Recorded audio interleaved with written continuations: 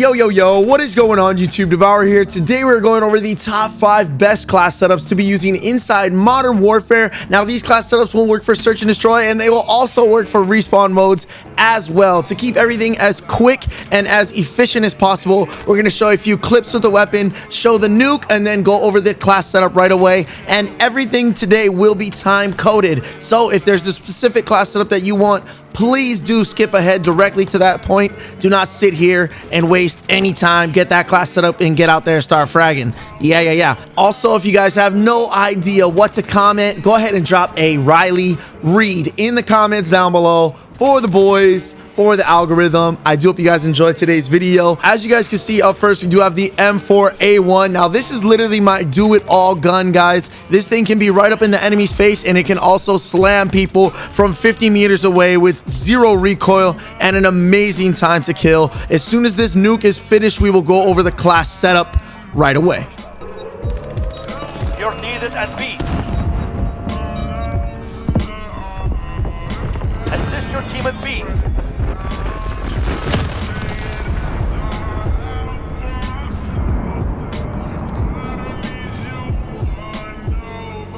All right, so up first, we do have the monolithic suppressor, guys. This is going to keep us off the radar, give us some sound suppression, increase our damage range, and it also increases our bullet velocity, which helps your bullets hit the enemy faster. The Corvus Custom Marksman Barrel for damage range, bullet velocity, and recoil control. I do see a lot of people using the M16 Grenadier Barrel. Admittedly, the Grenadier Barrel looks sexier, but it's just slower. They have the same amount of recoil control. They kill the exact same amount of time, but the Corvus Custom Marksman is going to move and have better aim down sight speed than the Grenadier Barrel, which is what you really need for multiplayer as well. If you're going to be playing Warzone, use the Grenadier Barrel. The Forge Stack CQS stock for aim down sight speed, stippled grip tape for aim down sight speed, and sprint to fire speed, which is very important.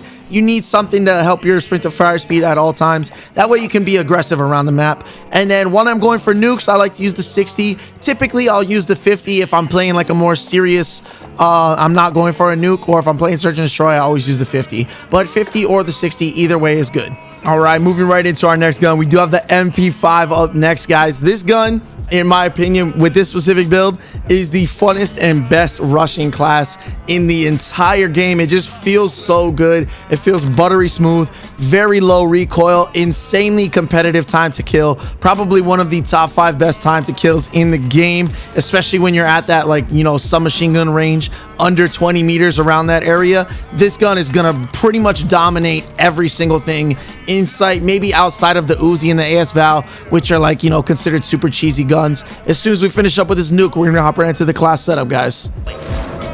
Enemy at Bravo, go.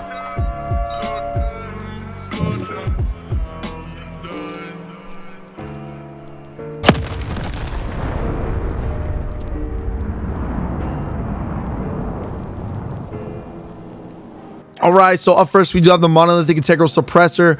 All of these other barrels take away bullet velocity. You generally want to stay away from that. Anything that takes away bullet velocity means it takes your gun longer to kill. So anything that gives you more bullet velocity is generally going to be the best. And it also keeps us off the radar, helps us be sneaky and move around the map, be a little ninja. Movement speed and aim down sight speed is what we get from the FTAC collapsible stock. This, in my opinion, really makes the MP5 like shine. If you want to be moving at the fastest possible speed and not be hit that much, you want that FTAC stock. Sleight of hand, very self-explanatory, just so you can reload fast. Everyone uses sleight of hand on their MP5. Even if you're using the 30 or the 40, either way, I would still use sleight of hand. On the 10mm 30 round mags, it does have less recoil control than the 45 round mags. Both of them are good. They both kill around the exact same amount of time. If you're really good at controlling recoil, I would go with the 10mm round mag instead. If you're not so good at it, then I would go with the 45 round mag instead. Now, up next, we got the Ranger foregrip. This is going to give you recoil control and aiming stability. You could also go with the Merc foregrip for recoil control and hip fire accuracy. But the thing is, anytime you're hip firing up close, the Ranger foregrip has like the exact same amount of hip fire as the Merc. So I think it's better to go with the Ranger, and then this gives you more range on your MP5. Moving right on to our next gun, we do have the CX-9. Up first, we did the M4, which is an assault rifle. Secondly, we did the MP5, which is a submachine gun. Thirdly, we're doing the CX-9. It is classified as a submachine gun. However, the way that we are using it and the way that you can use it in its best possible form is a hybrid. It is a submachine gun that has good range and very good recoil control and extremely good time to kill, even at farther ranges that the MP5 might struggle at. So in my opinion, the CX-9 is one of the best hybrid submachine gun assault rifle guns in the game. You're definitely going to want to try and use this class setup. It just absolutely destroys people. Look at the way it's just melting everyone. As soon as we call this in, we'll go over the class setup, guys.